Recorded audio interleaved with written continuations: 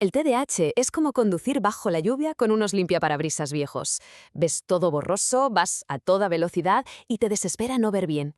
Esta frase del doctor Edward Hallowell da justo en el clavo. Describe a la perfección esa sensación de agobio que tantas mentes viven a diario. Y ojo, porque no es falta de voluntad ni un simple despiste, es literalmente tener una tormenta constante en el parabrisas cognitivo. Vale, vamos a meter las manos en la masa. Bienvenidos a esta explicación donde vamos a darle una vuelta de tuerca total a lo que entendemos por TDAH. A ver, durante muchísimo tiempo se ha tratado, de forma muy equivocada, como un defecto de carácter. Pero hoy en día la ciencia es tajante. Estamos ante una realidad puramente biológica. Es una forma única de neurodivergencia y para nada un fallo moral. La idea hoy es dejar de ver esto como un error en el sistema y empezar a entender cómo podemos sacarle el máximo partido a esta configuración cerebral tan particular. Para que no nos perdamos, esta es nuestra hoja de ruta. Primero, comprenderemos el cerebro con TDAH. Pasaremos al impacto en lo cotidiano. Luego, las estrategias prácticas no farmacológicas. Cuarto, cómo optimizar el hardware del cerebro. Y por último, abrazaremos la neurodiversidad. Por cierto, plantear la estructura así es como crear una memoria externa, una herramienta fantástica que nos ayuda a reducir la carga mental. ¡Vamos allá! Empezamos con la primera parada, comprendiendo el cerebro con TDAH y desmitificando de paso sus diferencias biológicas. Para entender este cableado distinto, tenemos que fijarnos en las llamadas funciones ejecutivas. Históricamente, siempre se pensaba que esto era cosa de niños, pero hoy sabemos a ciencia cierta que estas diferencias biológicas siguen ahí en la edad adulta. Así que, mito desmontado. Hablamos de procesos como la memoria de trabajo, cómo percibimos el paso del tiempo, nuestra capacidad para ponernos en marcha o cómo gestionamos las emociones. Ojo, no es que estos procesos estén rotos en absoluto, simplemente funcionan de una manera peculiar y a veces un tanto inestable a lo largo de toda la vida. Y esto ilustra de maravilla cómo se traduce esa biología en el mundo real. Fijas, por un lado tenemos la mente lineal, secuencial, superorganizada, que es la clásica de las personas neurotípicas. Pero luego tenemos la mente circular, un procesamiento simultáneo tremendamente intuitivo y muy creativo propio de la neurodivergencia. Y ninguna de las dos está mal. De hecho, hoy en día las empresas más punteras buscan desesperadamente este inmenso potencial creativo y esa velocidad para resolver problemas que aporta precisamente la mente circular. Es una pasada. Como bien se detalla en el libro La lucha silenciosa, aceptar y abrazar esta neurodiversidad lo cambia absolutamente todo. Y los datos en entornos laborales no mienten. Los mejores resultados se consiguen, sin lugar a dudas, cuando mezclas mentes lineales y circulares en un mismo equipo. Es como encajar las piezas de un puzzle. La intuición desbordante de unos se complementa a la perfección con el orden secuencial de los otros. Pasamos a la sección 2, el impacto en lo cotidiano y esa constante agitación de la fricción diaria.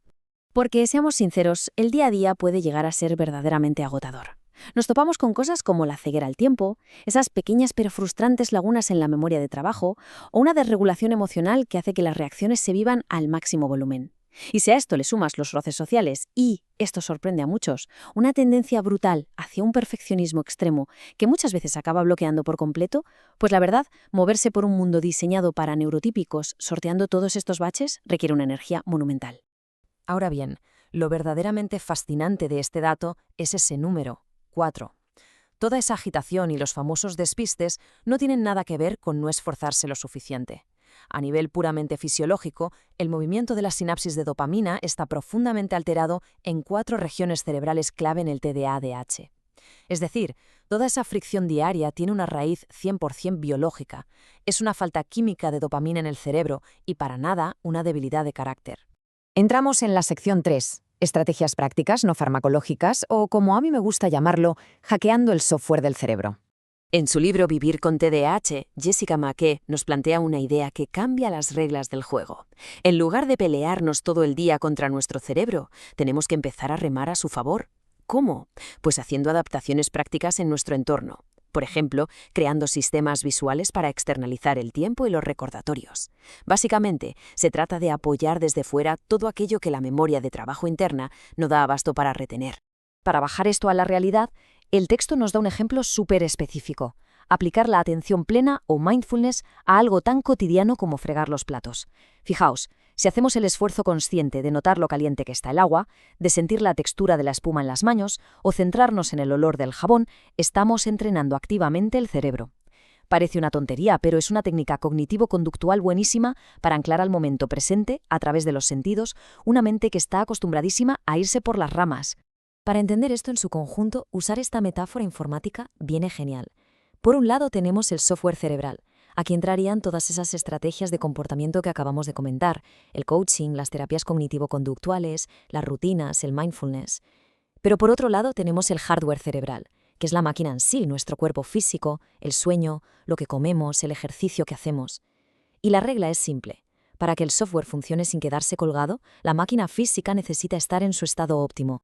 Y así pasamos a la sección 4, optimizando el hardware del cerebro, es decir, cómo actualizar nuestro sistema físico. Aquí vemos cómo encaja la pieza del investigador Jorge Orrego Bravo, que nos explica de maravilla cómo las acciones físicas cambian, literalmente, la estructura del cerebro. Nos demuestra que el entrenamiento físico en intervalos de alta intensidad, las conocidas rutinas HIIT, si se combinan con una nutrición ajustada, disparan procesos como la neurogénesis y la neuroplasticidad. En cristiano, hacer el ejercicio adecuado nos ayuda a crear nuevas conexiones neuronales. Increíble. Y claro, para que esas nuevas conexiones funcionen a toda máquina, el combustible tiene que ser de primera. Atentos a este dato que es una locura. A pesar de su tamaño, el cerebro se come alrededor del 50% del azúcar que circula por nuestra sangre, la mitad de nuestra energía. Por eso, comer de forma equilibrada y apoyarse en suplementos como el omega 3 no es el típico consejo general de salud, es una necesidad absoluta para que el cerebro con TDAH consiga mantener a raya esa montaña rusa emocional. Y luego, por supuesto, está el tema del descanso. Woody Allen lo resumió con ese humor tan suyo. Hay que trabajar 8 horas y dormir 8 horas, pero no las mismas. Bromas aparte, esta frase es un recordatorio clínico vital. El cerebro necesita de 7 a 8 horas de sueño de calidad, sí o sí. Si empezamos a recortar ese tiempo, destruimos a toda velocidad la capacidad biológica del cuerpo para regularse, y cualquier síntoma de inatención se va a multiplicar de forma drástica. Y llegamos a la recta final. Sección 5. Abrazando la neurodiversidad y la aceptación, el camino hacia el empoderamiento y el propósito. Así que el punto verdaderamente crucial de todo este análisis es entender y hacer nuestro el significado de la neurodiversidad. No estamos hablando simplemente de padecer deficiencias biológicas, sino de poseer diferencias biológicas totalmente legítimas. El gran objetivo aquí es quitarse de encima todo ese estigma social, mirar al pasado con muchísima más compasión y al final del día aprender a canalizar esos rasgos tan únicos como esa asombrosa capacidad de hiperconcentración y convertirla en un verdadero propósito de vida. Todo esto nos lleva a una reflexión final que creo que da muchísimo que pensar. Si sabemos que la mente circular alberga tantísima intuición y creatividad, en lugar de seguir gastando cantidades ingentes de energía y sufrimiento obligando a las mentes neurodivergentes a encajar a la fuerza en el molde neurotípico, ¿cómo podemos rediseñar nuestras escuelas, nuestras oficinas y nuestras comunidades para aprovechar todo ese tremendo potencial? Apostar por un mundo neuroinclusivo no es solo facilitarle las cosas a unos pocos, es enriquecer y hacer avanzar a toda la sociedad en su conjunto. Muchísimas gracias por acompañarnos en esta explicación. Nos vemos en el próximo análisis.